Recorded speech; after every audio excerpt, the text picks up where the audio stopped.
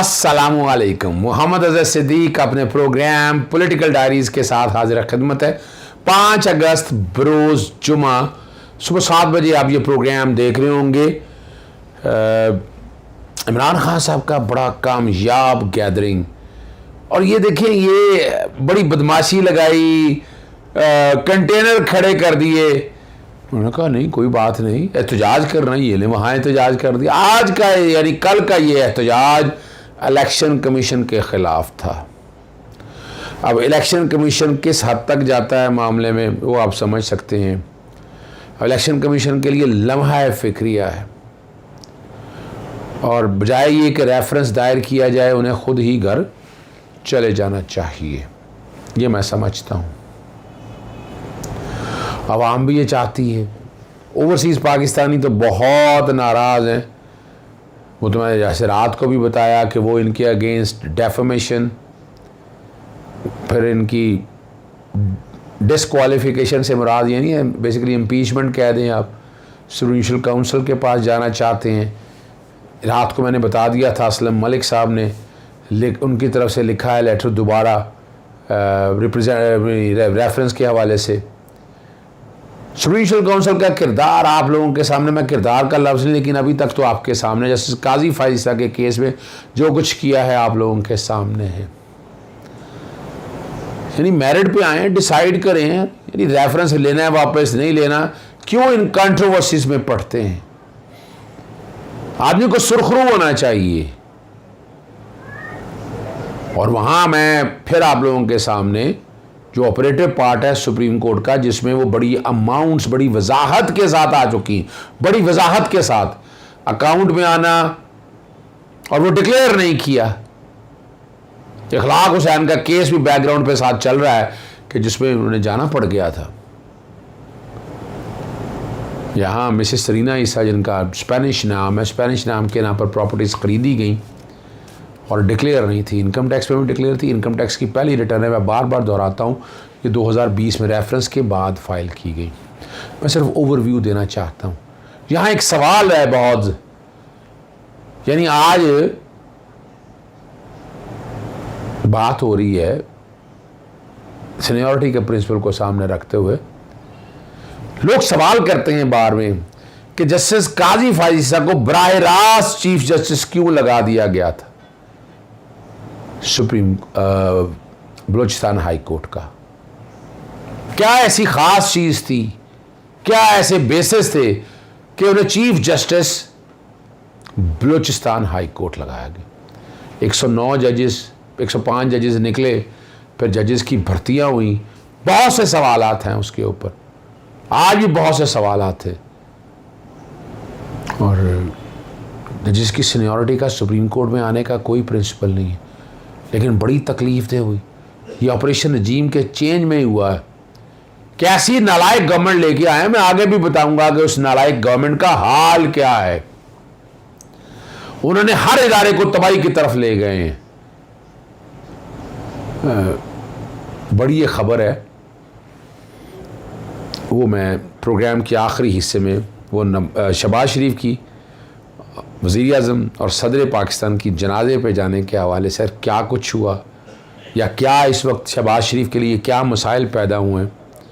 सबसे पहले मैं ज़िक्र करूँगा कि जो 5 जजेस की तैनाती पर जुडिशल काउंसिल का कमीशन का जो इजलास था, जस्टिस सजाद अली शाह ने चीफ जस्टिस को ख़त लिख दिया, और बड़ा सही कहा उन्होंने। एक जज की तरफ से सिंध हाई कोर्ट के जजेस के वकार पर उठाए गए सवालात पर मायूसी हुई।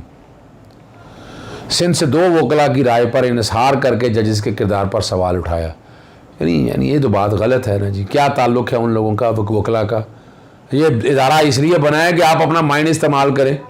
जस्टिस जज शफी सिद्दीकी और जस्टिस हसन रिजवी के किरदार पर वकला नुमाइंदे अख्तर हुसैन ने सीनियरिटी के अलावा कोई एतराज़ नहीं उठाया।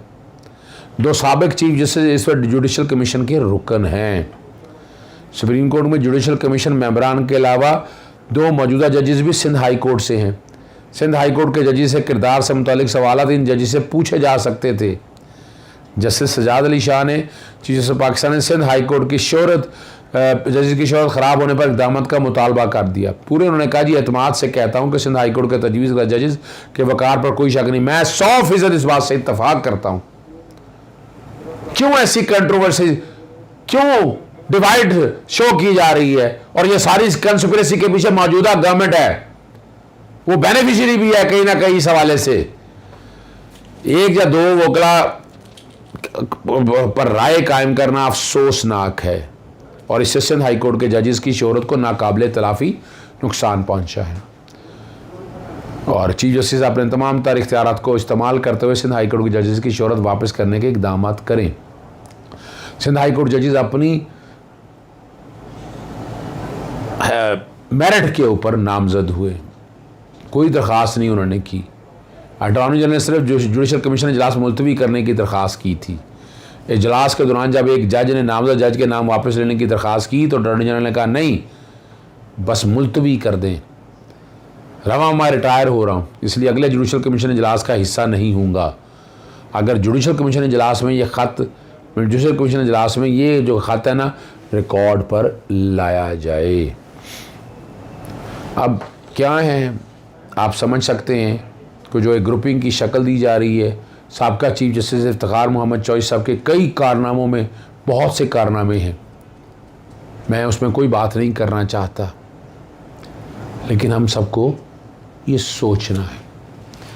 आगे बड़ी अहम खबर है, वो है अल्लाह ताला मग़फ़िरत करे कोर कमांडर साहब की और बाकी सारी एक टॉप नॉच की, यह नाकाबिल तलाफ़ी नुकसान है।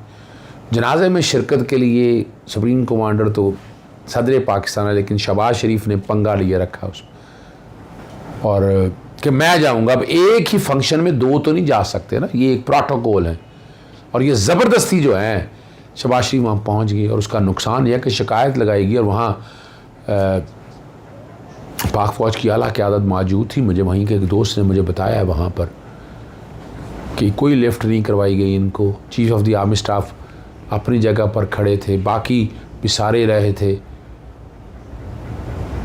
और यहाँ सवाल बहुत उठ गए हैं वहीं से कि इन्होंने बड़ी बातें की थी कि इनके पास पता नहीं क्या क्या कुछ है और मुल्क की तबाही कर दी है, और ये रिस्टोर नहीं कर सकते, ये रिस्टोर नहीं कर सकते, तबाही कर दी है। असा हूँ तुर जाना है, दिन रह गए ने थोड़े। मैंने 15 अगस्त की डेट दी हुई है और इमरान खान साहब के जितने डिमांड्स हैं वो सब जेन्युइन हैं, जायज़ हैं और उन्हें पूरा होना चाहिए। ये मुतालबा भी है, मुतकाज़ी भी है, और इन चीज़ों को मंतकी अंजाम तक ले जाने के लिए ज़रूरी भी है। सिंध में जो बल्दियाती इंतखाब के दूसरे मरहले के लिए हल्का बंदियों के ख़िलाफ़ MQM की दरख्वास्त पर समाअत, इलेक्शन कमीशन और सिंध हुकूमत ने मुखालफत कर दी। हल्का बंदी में आबादी का तनासब यकसा नहीं रखा गया। क्या, जिस पर चीफ जस्टिस साहब के रिमार्क्स थे, क्या इलेक्शन कमीशन हल्का बंदी से मुतमईन है? हल्का बंदियाँ कानून के मुताबिक हैं, DG लाने का। जहाँ MQM कामयाब हुई है वहाँ एक यूनियन कमेटी 90,000 आबादी पर मुश्तमिल है। पीपल्स पार्टी जिन अलग से कामयाबी वहाँ UC 40,000 पर मुश्तमिल। इस दलील को व मान लिया जाए तो कौमी और सूबाई असम्बलियों की हल्का बंदियाँ ख़त्म हो जाएंगी। कौमी असम्बली का हल्का 3 और कोई 9 लाख आबादी पर मुश्तमिल है। खालिद जावेद खान जो साहब का अटॉर्नी जनरल तमाम फ़रीक़ान को 15 अगस्त को तफसील से सुनने का फ़ैसला करेंगे। चीफ जस्टिस उमर आबिद दयाल साहब के रिमार्क्स हैं। अगस्त की 28 तारीख को इलेक्शन है, इसलिए आइंदा समात पर कोई इल्तवा नहीं देंगे। MQM की दरख्वास्त खारिज भी की जा सकती है।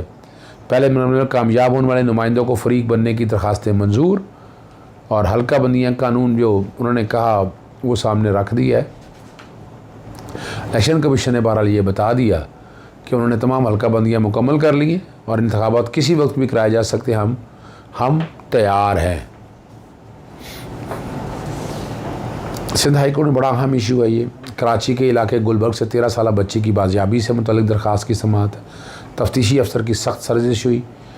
बच्ची की गुमशदगी का मामला इंतहाई हसास। जस्टिस इकबाल करोड़ो बहुत इंटेलिजेंट आदमी है। बच्ची कहाँ चलेगी, अब तक आपने क्या कार्रवाई की? बच्ची 2021 से लापता, अब तक आप क्या करते रहे हैं? फ़लाँ से रब्ता किया है। बेकार की बातें मत करें, गरीब लोगों को थाने में कुर्सी तक नहीं देते। थाना कल्चर को सब जानते हैं, लोग थाना जाने से भी डरते हैं। और यहाँ देखें ये जस्टिस इकबाल कलोड़, एक गरीब आदमी की बच्ची लापता है, आपने कुछ नहीं किया। क्या हमें बेवकूफ़ समझते हैं? वर्दी आप लोगों ने पहनी हुई है, क्या वर्दी का ख्याल नहीं है? इतने अरसे बच्ची लापता है, साबिक तफ्तीशी अफसर के ख़िलाफ़ तादीबी कार्रवाई करें, 15 दिन में बच्ची बाजियाब करके लाएँ, कुछ मोहलत दें, करना अल्लाह ताला बेहतर करेगा। तफ्तीशी अफसर ने करने सब अल्लाह ताला नहीं है तो हम सब घर बैठ जाएं। बच्ची के अगवा का मुकदमा 6 माह बाद अदालती हुक्म पर दर्ज किया गया और 13 साल समरीन गुलबर्ग के इलाके से 2021 से लापता है। उसको बाजियाब कराने के हवाले से बात की है। कम उम्री की शादी से मुतल्लिक केस की समाअत है। ज़हीर अहमद के हदायत तौहीन अदालत की दरख्वास्त पर समाअत हुई। मुगविया की बाजियाबी के लिए केस में एडवोकेट जनरल ने कहा कि चाइल्ड रिस्ट्रेन मैरिज एक्ट का केस नहीं बनता। तफ्तीशी अफसर की जानब से प्रोग्रेस रिपोर्ट जमा कराई गई। अदालती हुक्म मंजूर नहीं हुई, पुलिस मुकदमा दर्ज कर रही है। वो जाते और खुदा जाने तफ्तीशी अफसर ने चाइल्ड रिस्ट्रेन मैरिज एक्ट के सेक्शन भी लगाई हैं। अदालती अहकामात की खिलाफ वर्जी हुई है वो बताएं। चीफ जस्टिस इकबाल कलोड़ो का जो है ना दरख्वास्त गुजार के वकील से इस्तफसार है, तब मोहलत मांगी है। 18 अगस्त तक मुलतवी कर दी है। प्रोसिक्यूटर जनरल और केस के तफ्तीशी अफसर इसमें मौजूद थे। प्रोग्राम ख़त्म करने से पहले एक बात बताता चलूँ आपको, अपना प्रोग्राम था मेरा इम्तियाज़ आलम के साथ, बयानिया वहीद हुसैन के साथ। तो वहाँ मैंने एक ख़ास ग्रुप है, ये अल्लाह वास्ते बहर है और कोई बात नहीं है, यानी ये कोशिश करते हैं उस ख़ास गैंग को फेवर करने की, लेकिन मेरे सवालों का जवाब नहीं था। कोशिश की बराह रास्त आने की, फिर जवाब मैंने तुर्की बतुर्की दिए इनको। अगर आपको नहीं थी इम्तियाज भाई तो इसका ये मतलब नहीं, आपकी आर्मी चीफ को खबर थी, आपकी गवर्नमेंट को किसी को नहीं, गलत बात नहीं कर रहा ना, गलत बात नहीं कर रहा। आप सीनियर साफी हैं, आप सीनियर साफी हैं, आपको मालूम होना चाहिए। आफ्ताब साहब एक सेकंड, आफ्ताब साहब अपनी बारी का इंतजार कर लें।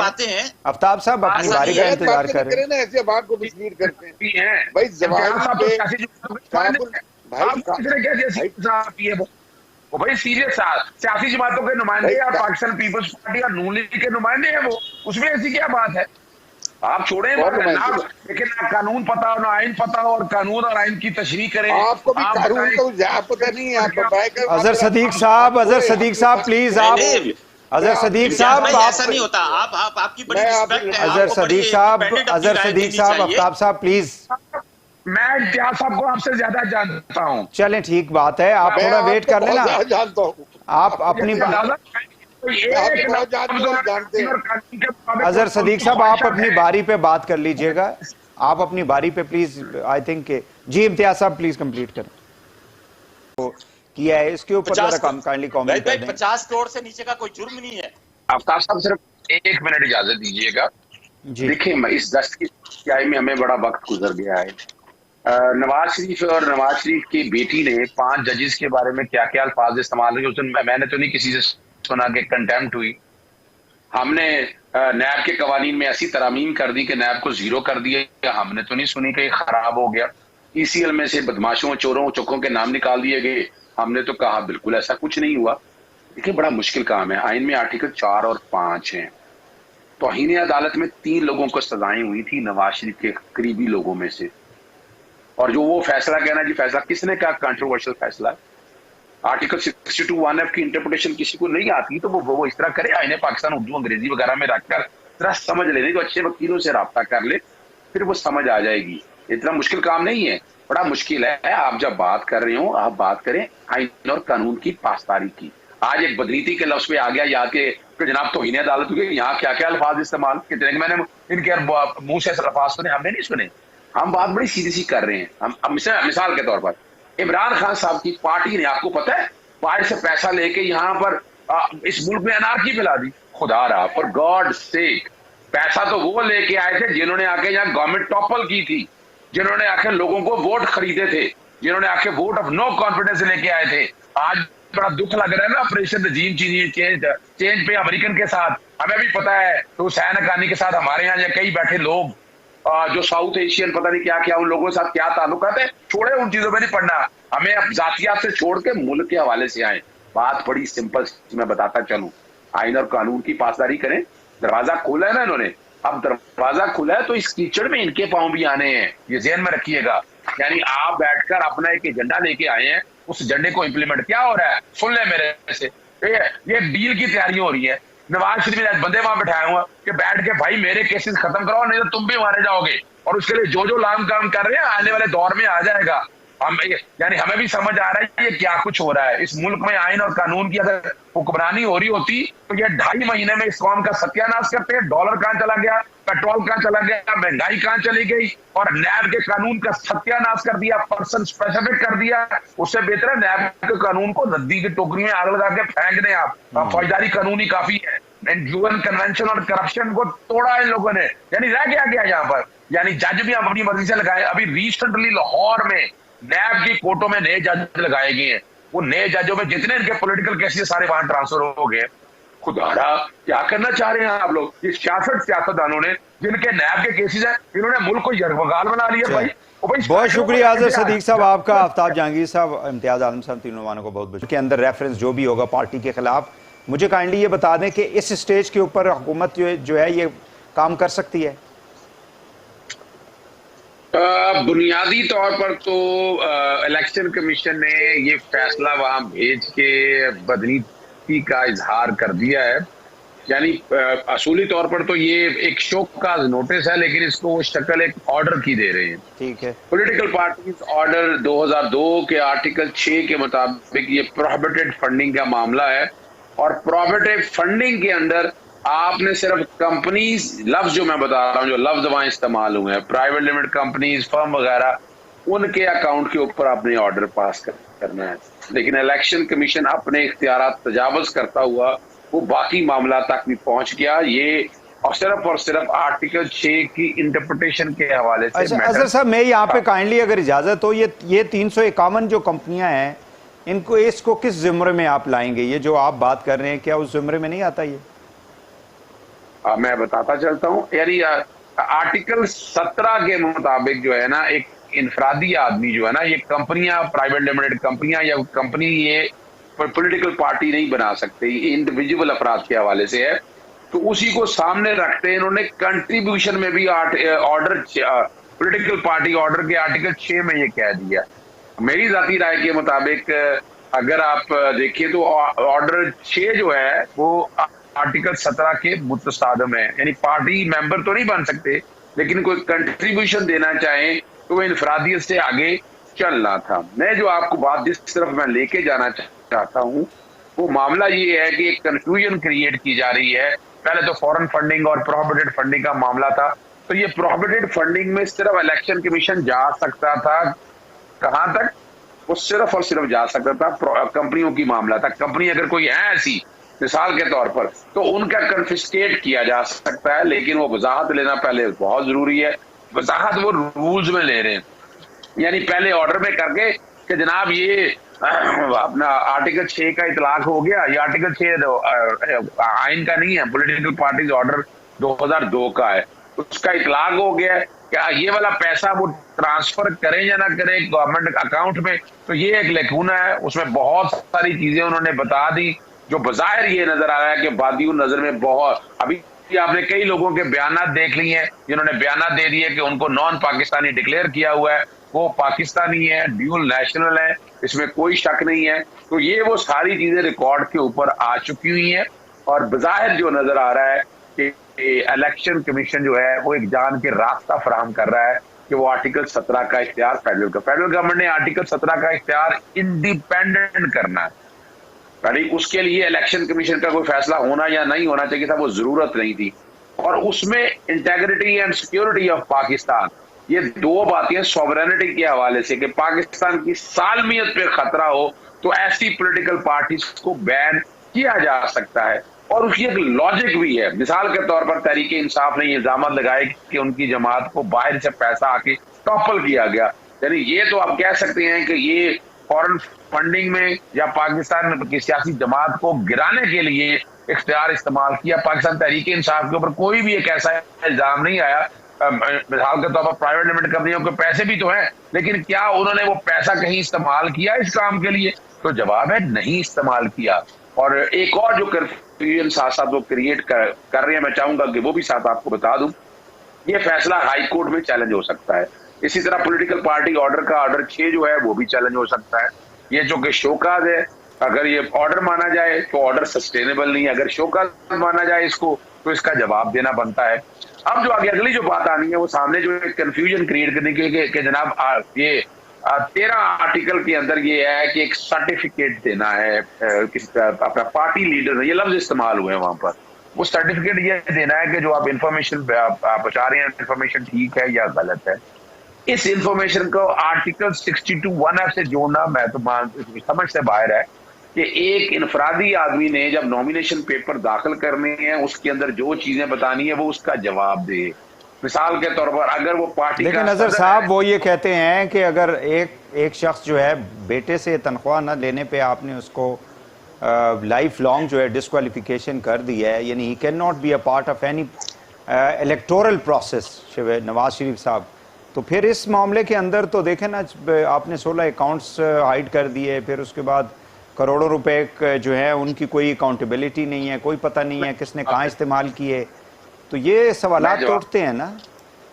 नहीं, मैं जवाब दे देता हूँ ना। नवाज शरीफ की पार्टी के अंदर करप्शन के पैसे आए हैं, क्या नवाज शरीफ को उस बुनियाद पे नाअहल किया है? नवाज शरीफ को नाअहल इस बुनियाद पर किया गया है। दो बातें हैं, सजा देना नैब का अलहदा है, नाअहल इस बुनियाद पे किया गया है कि उन्होंने कागजात नामजदगी दाखिल कराए, जो उनके अपने अकाउंट था, उनके बेटे का जो अकामा लिया था, जो तनख्वाह लेना या लेना इशू नहीं है। आप आज मेरे सामने जाके अकामा दुबई से लेके दिखा दे कि अगर तनख्वाह ना ले, तनख्वाह के बगैर तो अकामा आपको मिल नहीं सकता, तो वो मिस डिक्लेरेशन है। और 62(1)(f) का इतलाक इसलिए होता है कि मिस डिक्लेरेशन की है। इमरान खान साहब ने अपनी नॉमिनेशन पेपर में पार्टी के अकाउंट को डिक्लेयर करने नहीं, क्योंकि पार्टी एक इंडिपेंडेंट एंटिटी है, उसको पार्टी को अपने तौर पर लेकर दाखिल करना है, वो पार्टी की जिम्मेदार है, कलेक्टिव डिसीजन पार्टी का है, उसका एक आदमी की हद तक तो आप ला नहीं सकते। हाँ, अगर इमरान खान ने जाती अकाउंट में मिस डिक्लेयर किए होते या अपने बेटे से तनख्वाह लेकर पैसे ना जमा करवाए तो जो कोई भी है तो वो इमरान खान पर भी इतलाक होना था। और दूसरा, इम्तियाज आलम साहब बसद एहतराम, यानी सादक अमीन का मतलब क्या है? सादक अमीन है सच्चा, अमीन का मतलब है ईमानदार। क्या एक आदमी को सादक और अमीन, सच्चा और ईमानदार नहीं होना चाहिए? इसमें कोई शक नहीं कि आका दो जहां हुजूर नबी करीम सल्लल्लाहु अलैहि वसल्लम की जात, उनका तो मुकाबला कोई नहीं, लेकिन क्या किसी को सच्चा नहीं होना चाहिए? किसने कह दिया? पूरी दुनिया के अंदर सोसाइटल वैल्यूज है, हमारे यहाँ 62 और 63 का इतलाक लगाने के बावजूद भी हम कहते हैं किसी को पूछे ना भाई आइन और कानून। चलिए अजहर साहब, मुझे इजाजत दें, मैं एक शॉर्ट ब्रेक ले लूं, नाज़रीन वापस आते हैं तो फिर बात करेंगे इलेक्शन कमीशन के ऊपर। क्या इस पे मौक़िफ़ है, ये अगेंस्ट यूज हो सकता है इलेक्शन कमीशन के? बहुत शुक्रिया जी। मैं एक आयत से आगाज करूंगा, मकरुल्लाह वल्लाहु खैरुल माकिरीन। बस ये समझने के लिए काफी है आम आदमियों के, election commission has crossed it's jurisdiction, has crossed it's limits. अगर मुझसे पूछते हैं बुनियादी तौर पर ये, मैं इसको ऑर्डर तस्लीम करने के लिए तैयार नहीं। ये एक शोकाज नोटिस है। शोकाज नोटिस में आपने कुछ सर्टन एलिगेशंस लगा दी, आपके सामने रिबटल्स तो फौरी तौर पर आना शुरू हो गए हैं। यहाँ अगर कोई शक था किसी पाकिस्तानी पे कि जनाब आप पाकिस्तानी नहीं है, तो उन्हें आर्टिकल 10A के तहत शोकाज करना चाहिए था। आपने पाकिस्तानी मुहिब्बे वतन को मुल्क दुश्मन कहकर और पाकिस्तानी डिक्लेयर ना कर कर कितना नुकसान पहुंचाया है। वो पाकिस्तानी तैयारी कर रहे हैं इलेक्शन कमीशन को डेफेमेशन के नोटिस दायर करने के लिए, इलेक्शन कमीशन के खिलाफ इंडिपेंडेंट पिटीशंस दायर करने के लिए। और इलेक्शन कमीशन का जो किरदार है, मलिक मियां असलम साहब है कनाडा से, वो ऑलरेडी इलेक्शन कमीशन के पास रेफरेंस फाइल सुप्रीम काउंसिल में रेफरेंस दाखिल कर चुके हुए हैं, और एक और रेफरेंस जो है वो अब दाखिल किया जा रहा है। मैं आता हूं इस फैसले की तरफ। पहली तो बात है, जो ये समझी बैठे हैं कि इमरान खान साहब के खिलाफ रेफरेंस दायर कर देंगे 62(1)(f) के तहत वो डिस्क्वालीफाई हो जाएंगे, वो अहमकों की जन्नत में रहते हैं। इमरान खान साहब के अपने नॉमिनेशन पेपर में कोई कोताही, कोई गलती नहीं है। वो पार्टी लीडर के तौर पर अगर एक सर्टिफिकेट दिया है तो वो उसकी कार्रवाई इलेक्शन एक्ट के तहत होनी है, उसका 62(1)(f) से ताल्लुक नहीं है। और इसको जो लोग जोड़ रहे हैं नवाज शरीफ के केस के साथ, नवाज शरीफ को उनके पार्टी फंड या की वजह से नहीं निकाला गया था, उन्होंने अपने बेटे से अकामा में जरिए मुलाजमत हासिल की थी दुबई के अंदर, वो डिक्लेयर नहीं किया था, वो उनका जाती एक अमल था जिसकी वजह से उन्हें डिस्क्वालीफाई किया गया। अब इलेक्शन के फैसले में 4 मेजर गलतियां हैं। सबसे पहली बात है कि आपने फॉरेन एडेड पार्ट जोड़ने की कोशिश की बाय इंटेंशन एंड मोटिव, यानी इनमें कई ऐसे हैं पाकिस्तानी के किसी ने इंडियन से शादी की है तो पाकिस्तानी मियाँ के पैसे तो हराम है, जो उनकी बीवी की तरफ से आए हैं वो हलाल है, वो हराम है। ये कैसे हो सकता है? इस तरह के नंबर ऑफ अकाउंट्स ऐसे हैं पाकिस्तान तहरीक इंसाफ पे। अगर ये इल्जाम आता कि उन्होंने पैसा लेके मुल्क में मुल्क की सालमियत पे खतरे में डाली है, या मिसाल के तौर पर चलती हुई गवर्नमेंट, इस गवर्नमेंट के खिलाफ आपने पैसा लेकर इसको टॉपल करने की कोशिश की है, तो ये मुल्क की सालमियत के हवाले से आएगा। यानी सिर्फ खाली ये कह देना कि पैसे वहां से लेकर कुछ चंद पैसे, यानी खरबों रुपए में से 100 रुपया या 200 रुपया या 1 लाख रुपया लेकर आप कहें। अजीज साहब जी चल ठीक है, ये तो आपने बता दिया, ये वो हम 2 दिन से सवाल से बात भी करें। अब ये बताएं कि पाकिस्तान तहरीक इंसाफ के पास अब क्या ऑप्शन है? क्योंकि देखिए आपने बता दिया कि जिन के नाम वो पाकिस्तानी जिनको गैर मुल्की डिक्लेयर किया गया है, वो तो उन्हें तो सोच ले वो कानूनी चाराजोई करेंगे और जाएंगे भी, लेकिन हुकूमत के पास क्या ऑप्शन आपको लगता है बची हैं? और पाकिस्तान तहरीक इंसाफ जो है वो क्या कानूनी ऑप्शन जो इस्तेमाल कर सकता है? इलेक्शन कमीशन का फैसला तो देखिए आया 2 तारीख वाले दिन, उन्होंने रेफरेंस पहले ही तैयार कर लिया पार्टी को डिसबैन करने के लिए। ये बदनीति, यानी उनके पास इसके अलावा और कोई ऑप्शन नहीं है। वो इंडिपेंडेंट पिटीशन फाइल करनी पड़ेगी, डेक्लेरेशन देनी पड़ेगी आर्टिकल 17 के तहत। जब वो डेक्लेरेशन देंगे फिर सुप्रीम कोर्ट में मामला जाएगा किस पार्टी को डिस्क्वालीफाई करना है। अगर मिसाल के तौर अल्लाह ना करे ये डिस्क्वालीफाई होते हैं, अगर पार्टी अगर तहलील हो जाती है तो तमाम MNA MPS की सीटें खाली हो जाएंगी, तो इस मुल्क में कॉन्स्टिट्यूशनल बहरान आ जाएगा और इतनी बड़ी सियासी जमात को आउट नहीं कर सकते। आप दूसरी तरफ आए, पाकिस्तान तहरीक इंसाफ जो ये ऑर्डर दिया इसको शोकाज समझा जाना चाहिए। इस शोकाज के जवाब में आएगी इलेक्शन कमीशन को आपने सब झूठ बोला है, सब फ्रॉड है, आप हकायक से हल कर चलेंगे। दूसरी बात है कि पॉलिटिकल पार्टीज ऑर्डर 13 के तहत जिसमें कहा गया है कि ऐसी सियासी जमात को बैन किया जाता है जिसका थोड़ा सा पैसा जो है वो अगर फॉरेन नेशनल ने लिया है, और उसकी डेफिनेशन क्लॉज को सामने, ये आर्टिकल 17 से मुतसादम है। आर्टिकल 17 में लिखा हुआ है कि बुनियादी तौर पर आप मुल्क की सालमियत के खिलाफ, अगर ये पैसा मुल्क की सालमियत के खिलाफ इस्तेमाल हुआ है तो फिर आप तहलील कर सकते हैं, उसको एक अलहदा चैलेंज किया जा सकता है। तीसरा है कि पूरे का पूरा फैसला जो है, ये कॉन्स्टिट्यूशनल में आपको हल बता रहा हूं, तीसरा है कि पूरे का पूरा फैसला जो है वो हाई कोर्ट में भी चैलेंज किया जा सकता है, सुप्रीम कोर्ट में भी बदनीति की बुनियाद पर, मेलाफिडी की बुनियाद पर इलेक्शन कमीशन ने अपने इख्तियार से तजावुज किया है। ये सारी रेमेडीज अभी तहरीक इंसाफ के पास अवेलेबल है और आने वाले दिनों में वो यकीनन ये रेमेडीज लेंगे। सही, ठीक है, बहुत शुक्रिया जी। अजहर सिद्दीक साहब माहिर कानून हमारे साथ मौजूद है और वो बता रहे थे कि पाकिस्तान तहरीक इंसाफ के पास क्या ऑप्शंस हैं कि किस तरीके से इलेक्शन कमीशन के इस फैसले के बाद अदालत से रुजू कर सकते हैं। दूसरी जानिब इलेक्शन कमीशन के पाकिस्तान तहरीक इंसाफ के इस ममनुआ फंडिंग केस के बाद जो वफाकी हुकूमत है उसका इजलास, वफाकी कैबिनेट का इजलास आज होने जा रहा है। काबीना के सामने इलेक्शन कमीशन का फंडिंग केस का फैसला बाज़ाब्ता तौर पर रखा जाएगा और ज़राए ये कह रहे हैं कि वफाकी काबीना में आज फैसले पर रेफरेंस भेजने के वाले से भी किसी फैसले का इम्कान वैसे भी नहीं है। चलें जी, इस पर मजीद बात कर लेते हैं, तफसीलात जान लेते हैं। हसन अयूब खान हमारे साथ मौजूद हैं। भाई हसन, बताइएगा ज़रा कि आज ये कैबिनेट का इजलास जो होने जा रहा है, प्रेस कॉन्फ्रेंसेस तो अब तक बहुत हुई, काबीना में आज क्या एजेंडा रखा जाएगा? जी, काबीना के अंदर जो ये जो फैसला है इलेक्शन कमीशन का पाकिस्तान तहरीक इंसाफ की ममनुआ फंडिंग के हवाले से, इसको बाज़ाब्ता तौर पर पेश किया जाएगा और इसके बाद जो अरकान है, कभी तक तो टेलीविजन और प्रेस कॉन्फ्रेंस ही हुई है, माइन अप्लाई नहीं हुआ। तो अब जो अरकान वफाकी काबीना है उनको ये फैसला दिया जाएगा, वो पढ़ेंगे, वो गौर करेंगे और उनको ये कहा जाएगा कि आप अपना माइन अप्लाई करें। गुज़िश्ता रोज से खबरें भी चलाई गई ज़राए के साथ कि जो है वो आज वफाकी काबीना ये फैसला करेगी कि ये जो रेफरेंस है वो सुप्रीम कोर्ट भेजा जाएगा, लेकिन ऐसा कोई फैसला आज नहीं होगा। मैं ये बात हतमी तौर पर हमारे जराये ने इसकी तस्दीक की है कि सिर्फ माइन अप्लाई करने के लिए और गौर किया जाएगा और ये हो सकता है कि एक कमेटी जो ज़ेली कमेटी है वफाकी काबीना की और वो तश्कील दे दी जाए, जो ये फैसला है इलेक्शन कमीशन का इसको मजीद परखा जाए और उसके बाद माइन अप्लाई करने के बाद जो है वो ये फैसला होगा कि आइंदा इसके ऊपर जो है वो तमाम उसकी जो मंजूरी लेनी है कि क्या उन्होंने रेफरेंस सुप्रीम कोर्ट भेजना है या नहीं भेजना। यानी इस बात का भी इम्कान मौजूद है कि ये शायद ये रेफरेंस सुप्रीम कोर्ट भेजा ही ना जाए। लेकिन ज्यादा इम्कान इस बात का है कि ये रेफरेंस भेजा जाएगा, लेकिन उससे पहले देखा जाएगा कि क्या इसकी जो कानूनी नुकात हैं और क्या क्या जो है उस रेफरेंस में शामिल करना है उन्होंने, क्योंकि जो चार्जशीट है जो तकरीबन 10 से 11 पॉइंट्स हैं जो कि इलेक्शन कमीशन के फैसले से अखज़ किए जा रहे हैं, जो टेलीविजन के ऊपर अरकान बोल रहे हैं। इजाज़त चाहता हूँ। अस्सलाम वालेकुम, अल्लाह हाफ़िज़, पाकिस्तान जिंदाबाद।